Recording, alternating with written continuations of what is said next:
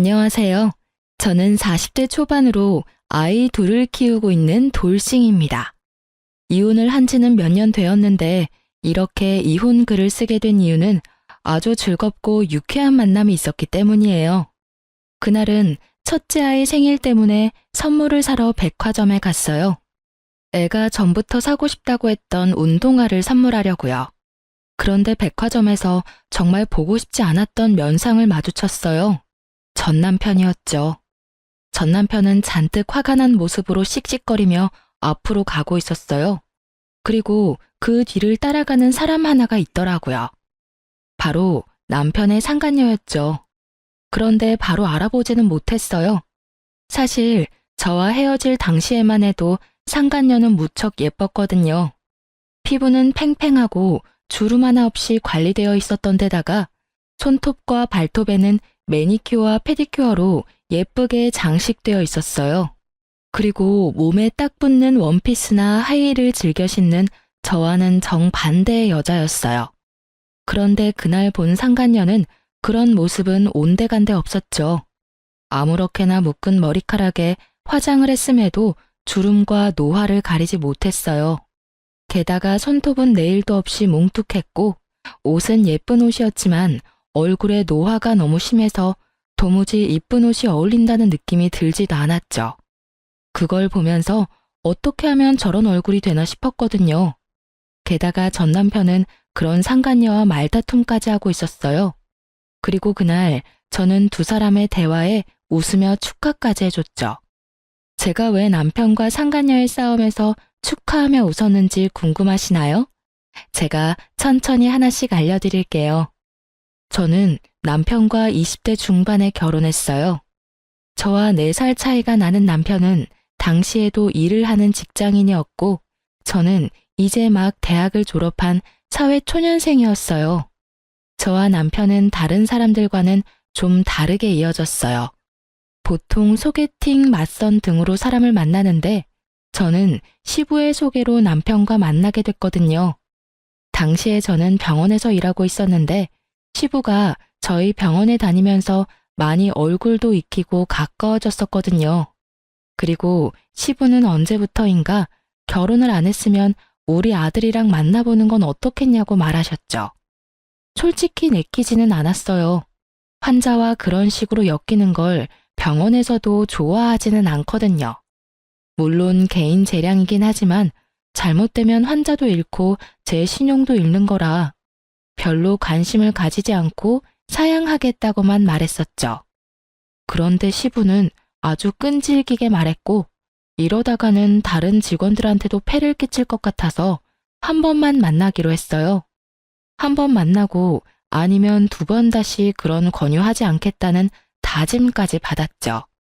그렇게 남편과 만났는데 생각보다 말도 잘 통하고 재미있는 사람이라 저도 마음을 주게 됐어요.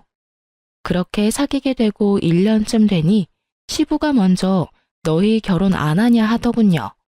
그런 건 남편이 먼저 이야기를 꺼낼 건데 시부의 말에 남편도 제게 프로포즈를 하고 그렇게 결혼을 하게 됐어요.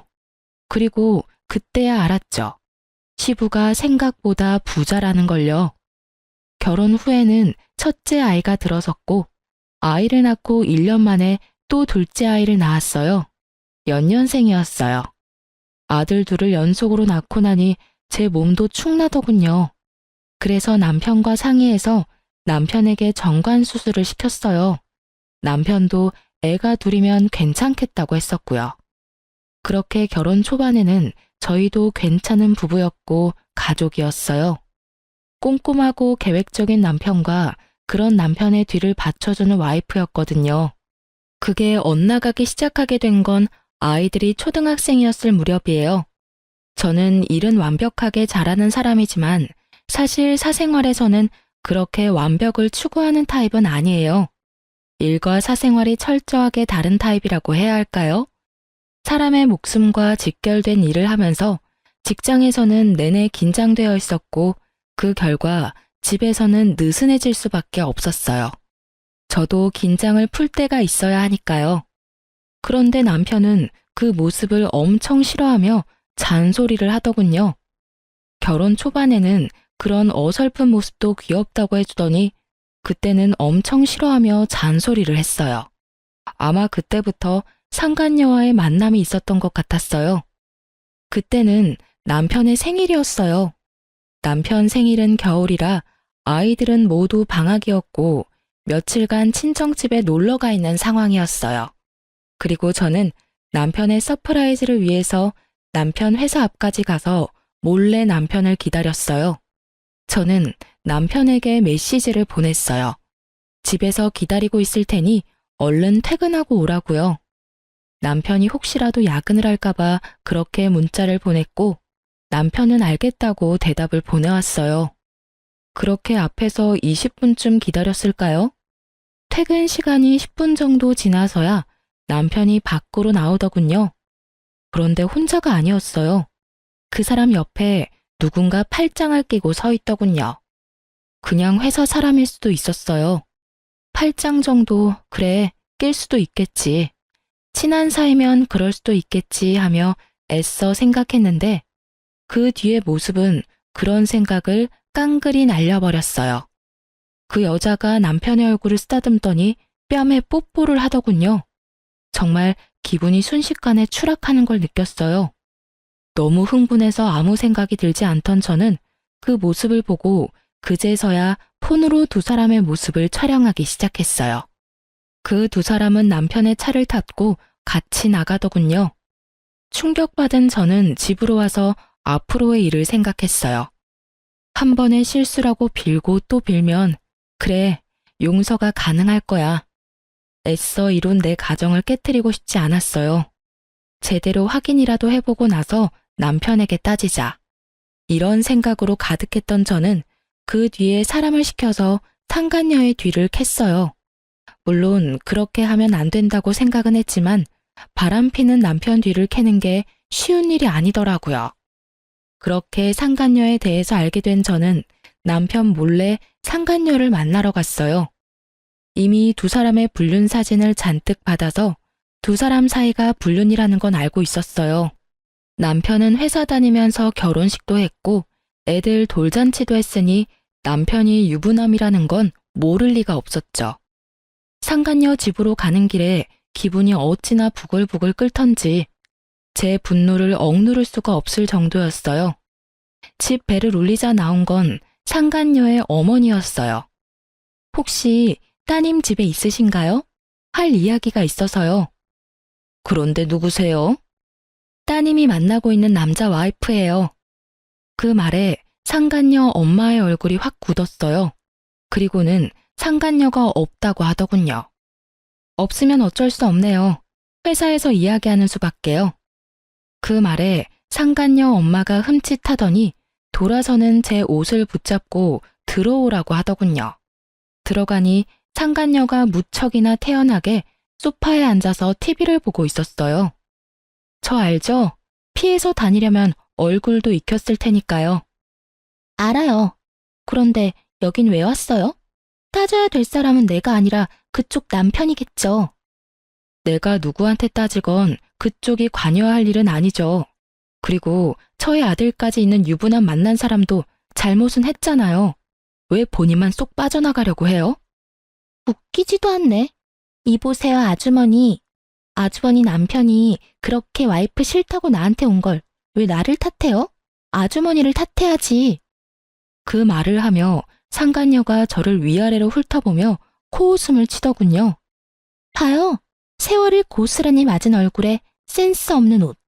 머리도 질끈 묶어서 수수하기 짝이 없는데 어떤 남자가 그런 여자한테 끌려요? 솔직히 지나가는 남자 100이면 100, 아주머니는 싫다고 할 건데 그 사람이라고 다르겠어요? 그걸 지금 말이라고 해요? 아주 당당하네. 따님을 어떻게 가르쳤으면 불륜을 저지르고도 본처한테 이렇게 당당한 사람으로 키운 거죠? 어머니라면 딸이 잘못된 길로 가려 한다면 말렸어야죠. 우리 애가 뭐가 잘못했어요? 아니, 막말로 우리 딸 혼자서 좋아서 불륜이 됐겠냐고. 그쪽 집 남편도 우리 딸 좋아하니까 그렇게 됐겠지. 그럼 당신이 남편 단속을 잘하던가. 남편 잡아두지도 못하면서 어디 와서 본처 행세야? 자기 모자란 건 생각도 않고 여기 와서 남의 딸한테 뭐라 하는 건지. 당신 여기 온 거 당신 남편이 알고 있어요? 가족들이 단체로 쓰레기네. 딸이 상간녀가 된 게 뭐가 잘못이냐고 할 정도면 그래, 상간녀 되고 싶으면 그렇게 해. 그런데 나 이혼 절대 안 해줄 거야. 둘이서 몰래 만나든 대놓고 만나든 알아서 해. 그런데 그거 알지? 내가 이혼 안 해주면 너는 행복한 상간녀 되는 거고 나는 불행하지만 권리는 다 가진 본처 되는 거야. 내 아들은 그 사람 호적에 들어가고 네 자식은 호적에도 못 올리는 혼외 자식이지. 그 사람은 아줌마랑 이혼하고 저랑 결혼하겠다고 했어요. 이혼하는 건 당신이라고. 나는 그 사람하고 정식으로 재혼할 거야. 그래, 언젠가는 그렇게 해. 근데 그렇게 되기 전까지는 넌 상간녀야. 그리고 그 사람이 욕구 푸는 도구고. 처음이라서 봐주려고 했는데 넌 정말 답이 없네. 저는 그렇게 말하고 일어섰어요. 두 사람이 말도 못하고 꿈뻑거리고 있더군요. 잘해봐 어디. 나는 절대로 손해보고는 안 뺏겨. 내가 여자로서 불리하긴 하지. 근데 법적으로는 내가 훨씬 유리하잖아. 안 그래? 그럼 상간녀 소송 걸 테니까 알아서 준비 잘하고 있어. 등기는 회사로 보낼 테니까. 그 말에 상간녀 얼굴이 완전 하얗게 질렸어요. 저는 그 얼굴 보며 비웃어주며 밖으로 나왔죠. 안에서 상간녀 소리 지르는 소리가 밖으로 퍼져나오는데 정말 너무 시원했어요. 그렇게 한탕하고 집에 오니 남편이 저를 기다리고 있더군요. 당신 나랑 이야기 좀 해. 설마 그 여자 집에 갔다 왔어? 당신이 거길 왜 가? 그 여자랑 아무 사이도 아니야. 당신이 그냥 민폐 끼친 거라고. 그 여자는 다르게 말하던데 누가 진짜를 말하는 거야? 그리고 당신 지금 나한테 그 여자 집에 왜 갔냐고 따질 때가 아니지. 여기서 따져야 할 사람은 당신이 아니라 나야. 불륜남. 그 타이틀이 갖고 싶었어? 그래서 회사 직원이랑 바람나서 즐겁게 놀았어? 그런 거 아니야. 그냥 좀 가깝게 지내는 사이고 잠깐 그런 사이가 됐을 뿐인 거지. 당신이 너무 과하게 생각하는 거라고. 불륜이라기보다는 일탈이라고 생각하는 게 맞지. 그 여자한테 그렇게 진심은 아니었다고. 그래? 그럼 다행이네. 사실은 그 여자 정리 안 하면 당장 아버님께 이야기하려고 했거든. 이틀 전에도 당신 바쁘다고 하고 그 여자랑 모텔에서 뒹굴 때 시댁 가서 아버님, 어머님이랑 밥 먹고 근처 놀러 갔다 왔거든. 좋아하시더라. 아들은 부모님한테 신경도 안 쓰는데 며느리가 신경 써주니 이보다 좋을 수 없다고 하시면서 그런 아버님이 아들 불륜 소식을 들으면 얼마나 화내실지 나도 모르니까 알아서 잘 처신해. 그 여자 이름, 주소, 전화번호, 사진 한 번만 더 내 눈에 띄면 그때는 이런 생각하지도 않고 바로 아버님께 다 이야기해버릴 거니까. 당신 진짜 너무하다. 매번 그렇게 아버지 어머니 인질로 내세우면 좋아? 인질? 누가 인질인데? 당신이 그런 짓만 안 했으면 내 행동은 그냥 시부모 생각하는 착한 며느리가 할 행동 아니야? 그리고 경고하는데 상간녀한테 위자료 소송할 거야. 그거 당신이 대신 내주면 나 진짜로 가만 안 둬? 제 말에 남편이 조용해졌어요. 시부는 시끄러운 걸 무척 싫어하시는 분이었거든요. 물론 그보다 더 큰 이유는 우리 집 재정의 거의 대부분을 시부에게 의존하고 있다는 사실 때문에 남편은 시부를 거스를 수가 없는 거예요. 결국 남편은 상간녀를 정리하기로 했어요. 제가 보는 앞에서 두 사람은 헤어지기로 하고 각서를 쓰고 확답까지 받았어요. 그렇게 표면적으로는 평화가 찾아왔지만 남편은 여전히 저를 피하고 있었어요. 저도 남편에 대한 신뢰가 바닥나 버렸어요. 집안은 내내 아슬아슬하게 굴러갔어요. 그래도 가정은 지켜냈다는 생각은 들었어요. 그 이후로 저는 상간녀에게 위자료 소송을 걸었어요. 등기는 회사로 보냈죠. 그 등기에 회사에서 한바탕 난리가 났다고 하더라고요. 저야 신경 쓸 일 아니죠. 열어보지 않는 한 남편 이름이 나오는 것도 아니고 말이죠. 자폭해서 남편에게 달려가서 소리라도 친다면 더 속이 시원했을 텐데 그런 이야기가 나오지 않은 걸 보면 불륜남이 누구인지는 이야기 안 한 모양이에요. 결국 상간녀는 일을 그만뒀고 퇴사 후 퇴직금으로 제게 위자료를 줬어요. 그렇게 일이 일단락되는 듯 했는데 그 뒤로 남편의 행동이 수상하더군요.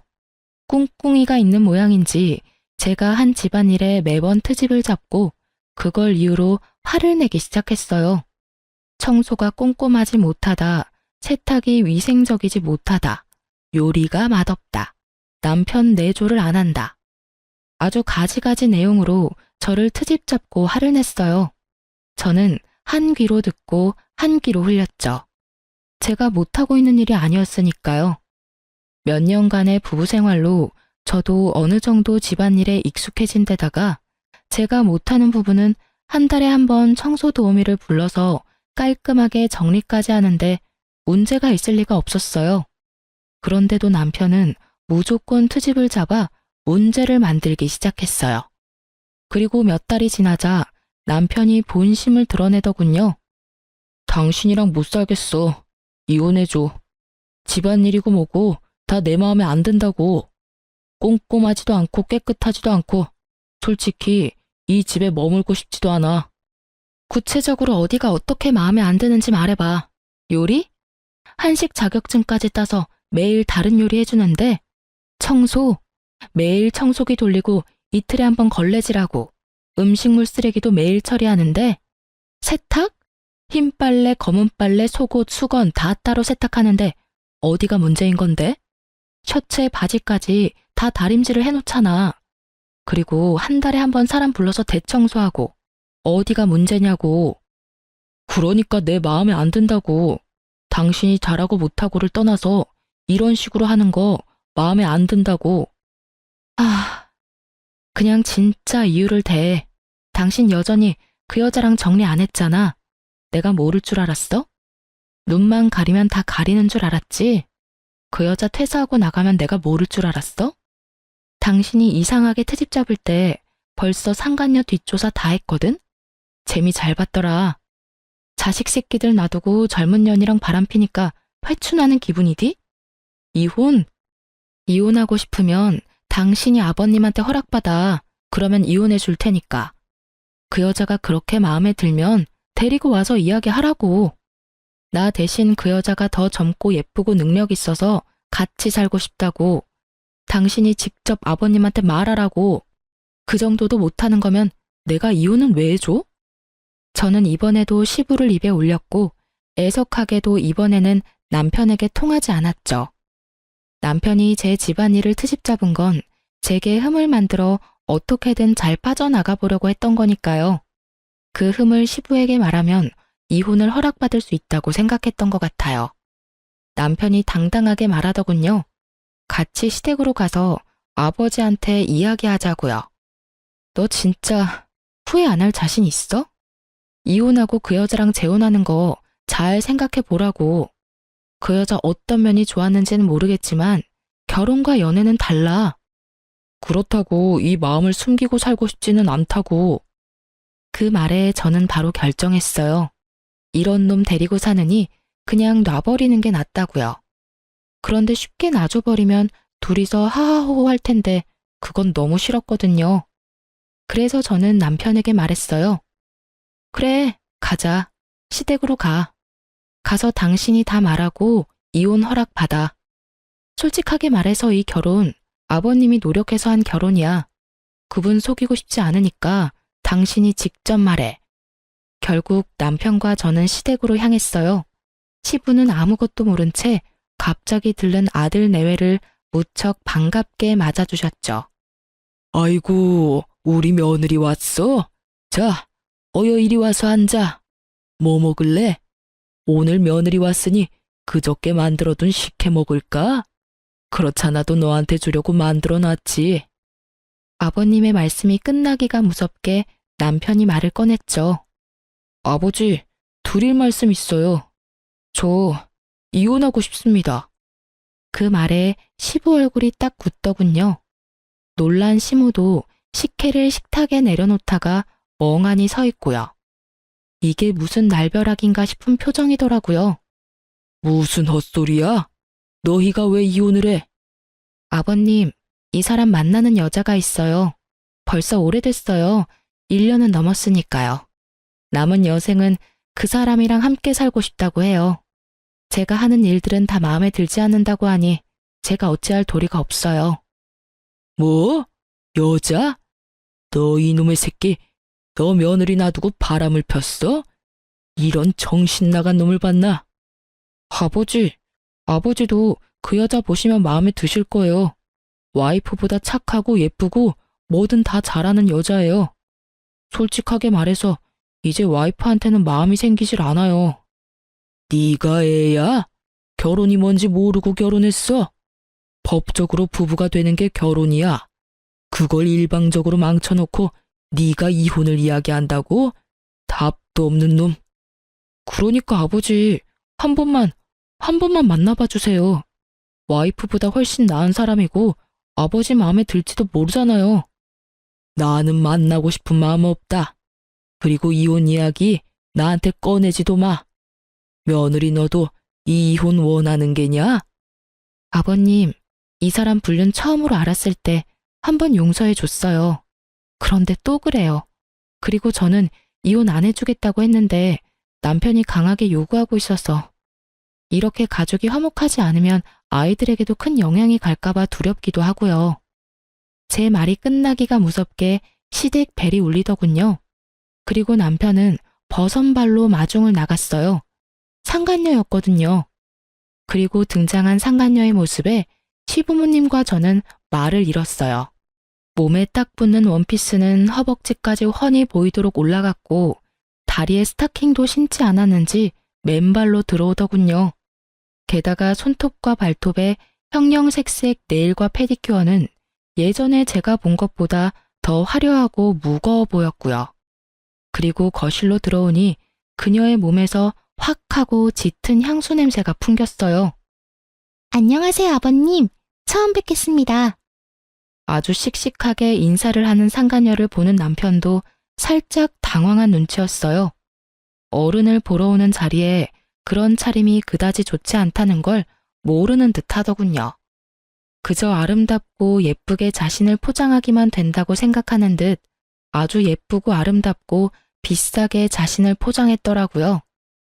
아버님, 어머님, 비록 저는 오빠와는 늦게 만났지만 정말로 좋은 가정을 꾸릴 수 있을 거라고 생각해요. 저기 있는 여자는 성격도 나쁘고 집안일도 못해서 매번 오빠에게 혼만 나는데도 절대로 이혼 안 해주겠다고 하더라고요. 정말 얼마나 이기적인 사람인지. 걱정 마세요. 저와 오빠가 결혼하면 제가 내조는 확실하게 할 테니까요. 그래서 아가씨가 우리 며느리보다 낫다고? 그럼요. 어디로 보나 제가 더 괜찮지 않나요? 자기 관리도 못하고 집안일도 안 하는 여자보다는 제가 오빠에게 더 잘 어울린다고 확신해요. 게다가 저 여자는 저희 집에 찾아와서 막무가내로 오빠와 이혼 안 해주겠다며 저를 상간녀라고 욕하고 때리기까지 했거든요. 없는 이야기를 만들어내는 상간녀를 보니 화가 나기보다는 한숨만 났어요. 이 여자는 대체 왜 이렇게 지레만 밟을까 싶었죠. 정말로 저런 여자랑 결혼하고 싶어서 며느리랑 이혼을 하고 싶다고? 시부가 남편에게 물었어요. 남편이 우물쭈물하더니 그러더군요.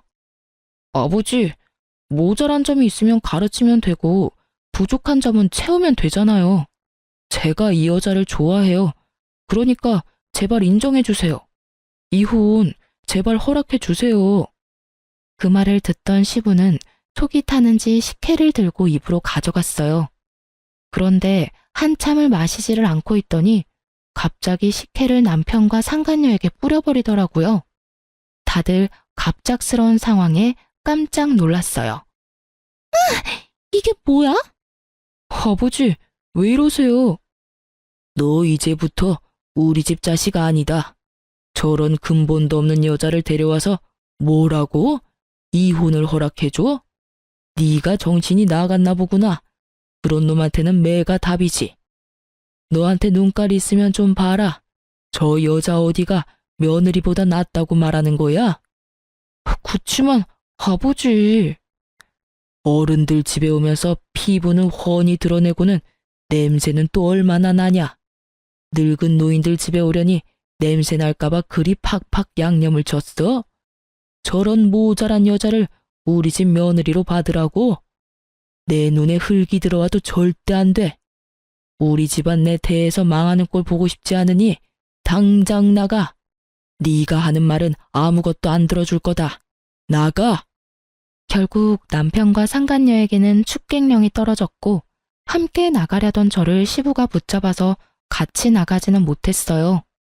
못난 아들 때문에 미안하다. 내가 이러려고 너랑 아들을 결혼시킨 게 아닌데 많이 힘드냐? 내가 아들놈 두드려 패서라도 사람 만들어 놓을 테니까 그리 걱정 말아라. 아버님 마음도 알고 말씀도 너무 고맙지만 사람 마음이라는 게 간단히 돌아서는 게 아니잖아요. 저번에 외도 걸리고도 남편이 여전히 그 상간녀 만나는 거 보면 남편이 그 여자 많이 좋아하는 건 확실한 것 같아요. 그렇게 되면 제가 설 자리도 없어지는 건 맞고요. 좀 더 남편과 대화를 해보고 어떻게 할지 말씀드릴게요.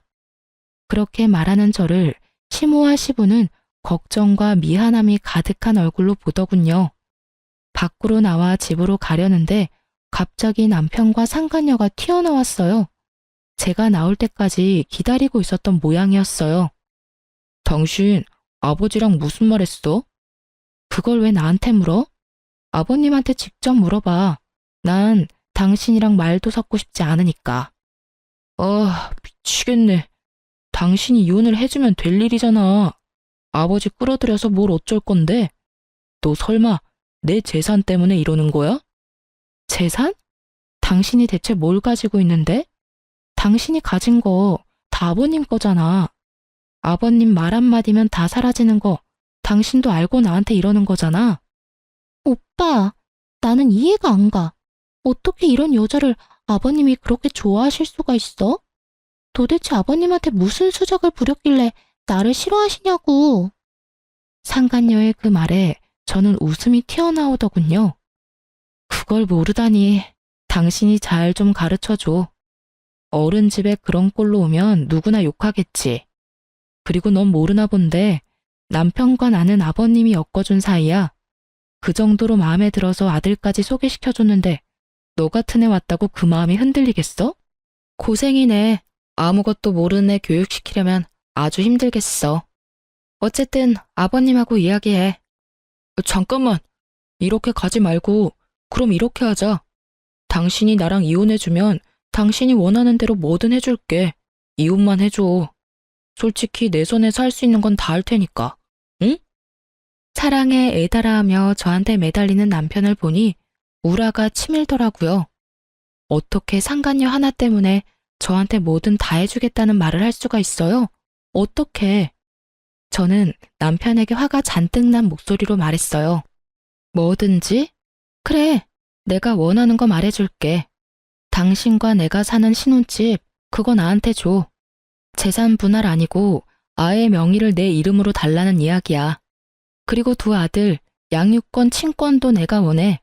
내 배로 낳은 내 새끼고 저 여자가 나한테 저렇게 나를 세우는데 내 자식들이 저 여자한테 나쁜 짓 당하지 않는다는 보장도 없잖아? 그리고 이 두 가지 조건을 절대로 번복하지 않겠다는 법적 효력이 있는 약속도 필요하고. 제 말에 상간녀가 더 열받아 하더군요. 그 집이 왜 당신 집이야? 결혼할 때 한 푼도 안 해왔다며. 그럼 그건 오빠 집이지. 이 여자 진짜 완전 돈에 환장했네. 오빠, 주지 마. 이 와중에 상간녀는 우리 애들 이야기는 또 쏙 뺐더군요. 생각하는 거 딱 보면 척이죠. 자기가 남편과 결혼해서 애 낳으면 그 애한테 모든 재산이 갈 거라는 생각으로 아이들 친권과 양육권은 저한테 주라는 거겠죠.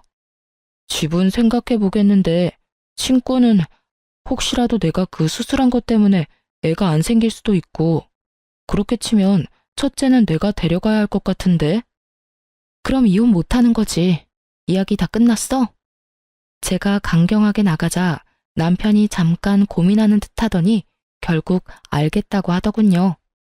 알았어. 그렇게 하지. 집은 당신 명의로 돌려줄 테니까 나중에 다른 소리 하지 말고. 그거야말로 내가 원하던 바야. 줬다가 뺐지나 마.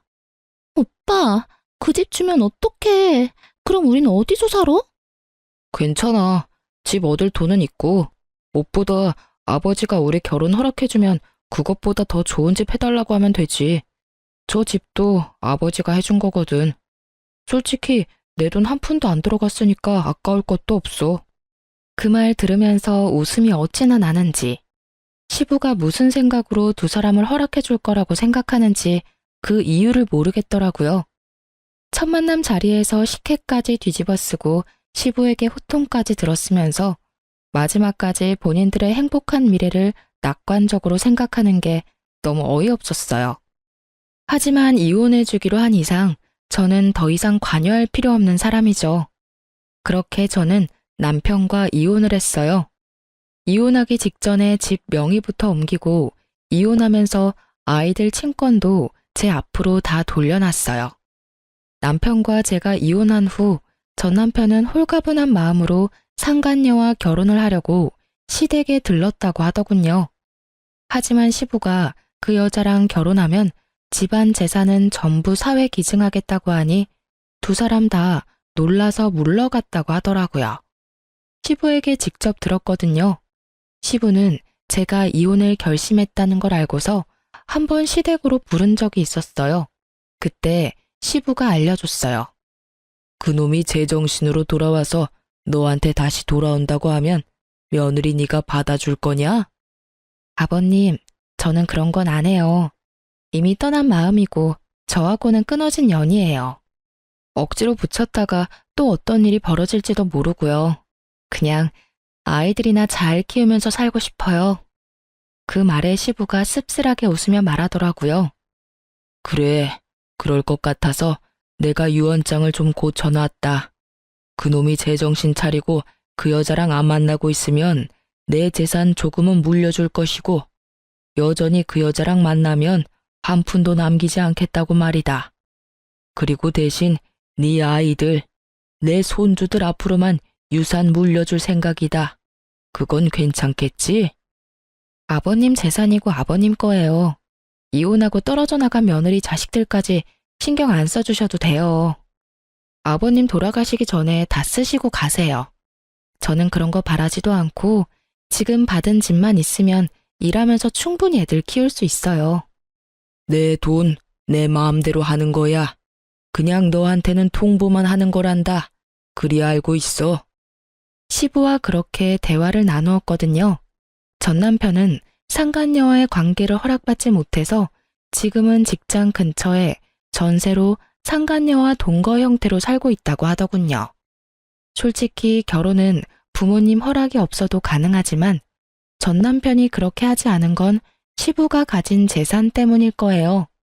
자기가 다 상속받을 건데 괜히 상간녀 비위 맞춰주겠다고 아버지 심기 거스르는 일은 안 하고 싶었던 모양이에요. 그게 화가 났는지 상간녀의 심기가 아주 불편했다고 하더군요. 이혼 후 그 소식 이후로는 전 남편과 관계된 어떠한 이야기도 듣지 못했어요. 솔직히 알고 싶은 마음도 없었고 알 필요도 없었죠. 저도 애 둘 키우며 일하랴 바쁜 사람이었으니까요. 저는 남편과 같이 살던 신혼집을 팔아버리고 친정 옆에 작은 집을 사서 아이들과 지냈어요.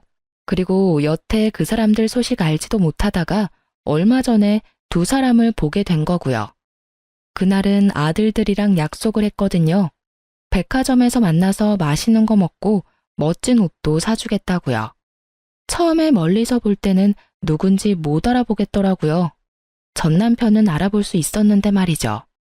그렇게 예쁘고 동안에 패셔너블했던 상간녀는 최근 몇 년 사이에 완전히 망가져 버렸더라고요. 주름살, 타버린 피부, 스트레스와 과로로 망가진 몸. 게다가 두 볼이 움푹하게 패여서 마치 노파 같더군요.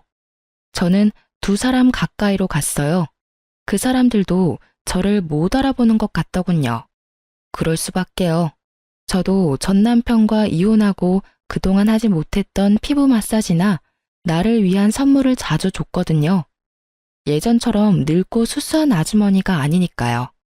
빨리 와. 당신은 도대체 집에서 하는 게 뭐야? 밥을 맛있게 못하는 거면 냉장고는 채워놔야 할 거 아니냐고. 게다가 매번 냉장고 정리도 안 돼서 곰팡이 핀 반찬들을 내가 봐야 해. 그치만 저도 일을 하잖아요. 항상 바쁜데 집안일까지 어떻게 하냐고요. 그런 말이 나한테 통할 것 같아? 그럼 애엄마는 어떻게 그걸 다 했는데? 당신 능력이 모자란 걸 직장 탓으로 돌리지 말라고. 내가 잘못했지. 어디서 아무것도 못하는 여자를 데려와서는. 이럴 거였으면 그때 그 여자랑 이혼을 안 하는 게 나았을지도 모르겠어. 무슨 그런 말을 해요? 나랑 사는데 불만이 있는 건 알겠지만 이렇게 살게 된 데는 당신 탓도 있다고요. 우리 사이 애만 생겼어 봐. 그럼 시댁에서도 분명히 우리 사이 인정해주고 결혼해서 집도 마련해줄 건데 당신이 능력이 안 되니 애가 안 생기는 거잖아요. 수술 복구하면 다 된다면서요. 그 말 믿고 기다린 지가 언젠데 여태 애가 하나도 안 생기냐고요. 병원에 가자니 이상 없다면서 안 간다고 고집이나 부리고. 이상이 없을 리가 있어요? 내가 이상이 없는데. 그러면 당신한테 이상이 있겠죠. 당신, 내가 이상이 있을 리가 없잖아. 나한테 애가 둘이나 있는 거 잊었어?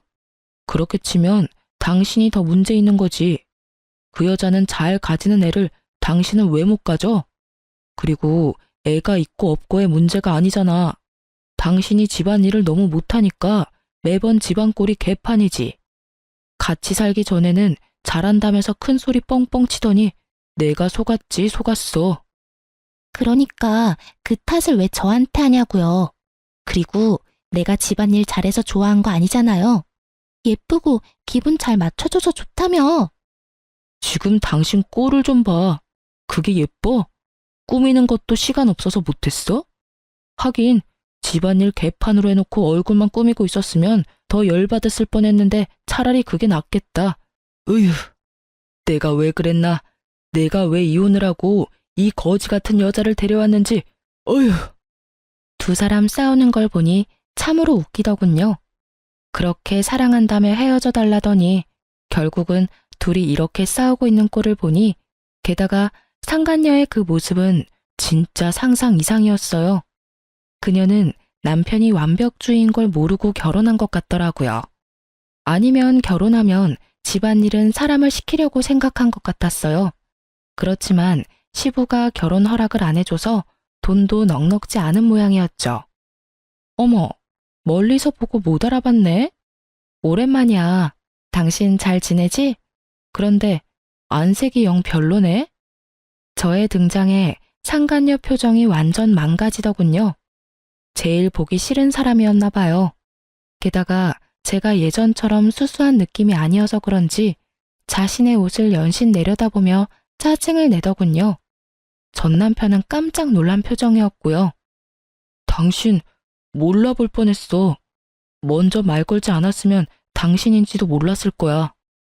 그러게, 당신이랑 헤어지고 당신한테 쏟던 시간을 스스로한테 쏟다 보니 점점 좋아지더라고.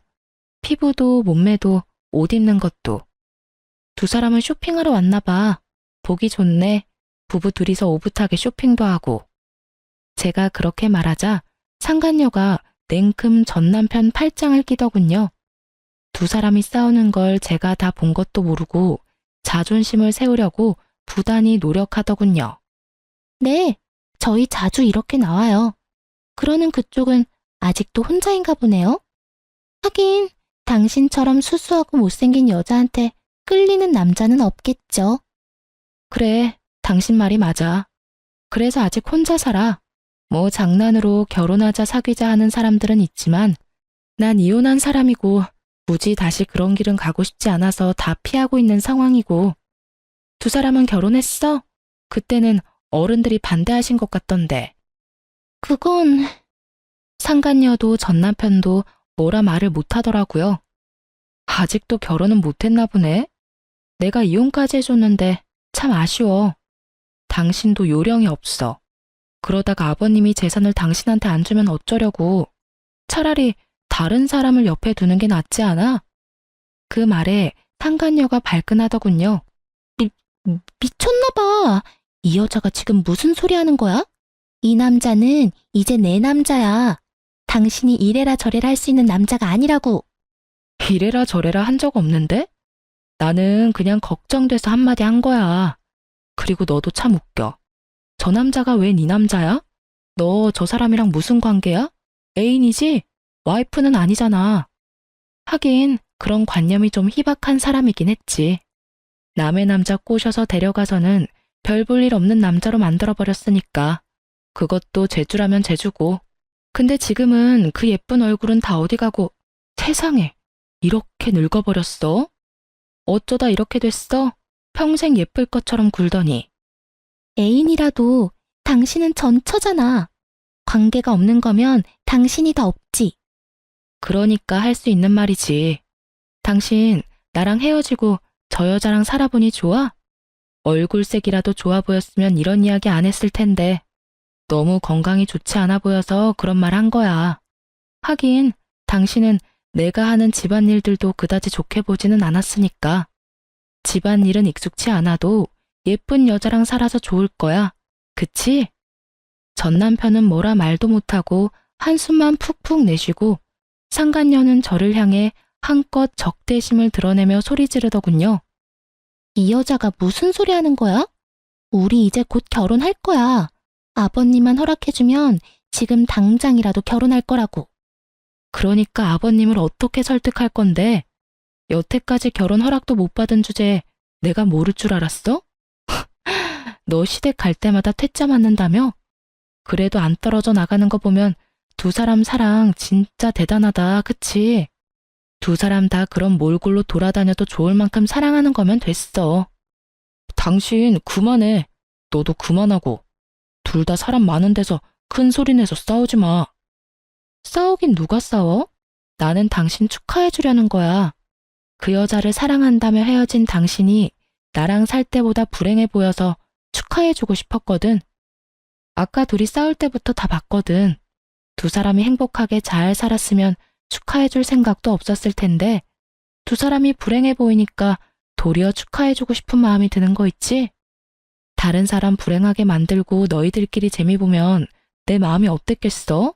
그런데 둘이 이렇게 나쁜 걸 보고 나니 마음이 한결 편해지고 이제야 두 사람 인정해주고 싶은 마음이 들어서 두 사람 함께 살고 있는 거 축하해. 그런데 찐사랑은 찐사랑이네. 그렇게 싸우고 지지고 볶으면서도 헤어지지 않는 거 보면 앞으로도 쭉 그렇게 살아. 저는 그렇게 축하해주고 백화점으로 총총총 걸어갔어요. 상간녀가 분해서 악소리를 지르고 짜증내는 걸 다 듣고 있었어요. 그리고 멀리서 아들들이 보이더군요. 아들들은 전 남편 자기 아버지가 있는 걸 확인하고도 가까이 올 생각을 안 하더군요. 첫째가 저한테 핀잔을 줬어요. 엄마, 괜찮아? 저런 사람들이랑 엮이지 말라고 했잖아. 엄마만 상처받는다고. 이제야 겨우 정상으로 돌아오고 있는데. 우리 아들, 엄마 걱정했어? 근데 너희 아버지 너무 안색이 안 좋아 보여서 말을 걸어버렸어. 너희도 인사하지 그랬어? 우리더러 저런 사람한테 인사하라고? 싫어. 어디 가서 소문이라도 나면 어떡해?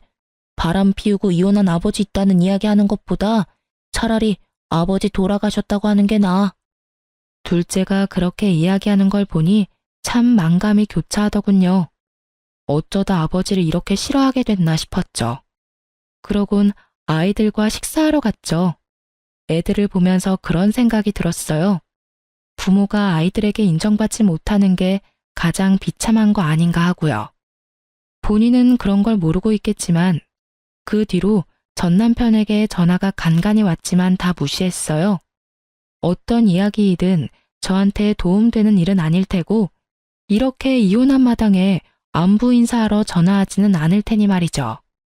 게다가 여태껏 연락 한 번 없다가 연락 오는 것도 수상쩍은 일이긴 하잖아요.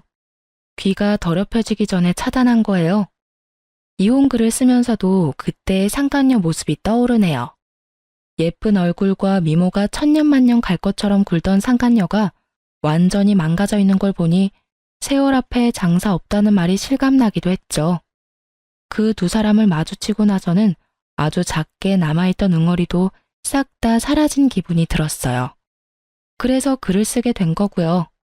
제 글을 읽고 즐거우셨으면 좋겠어요. 저 정말 즐거운 마음으로 글을 썼거든요.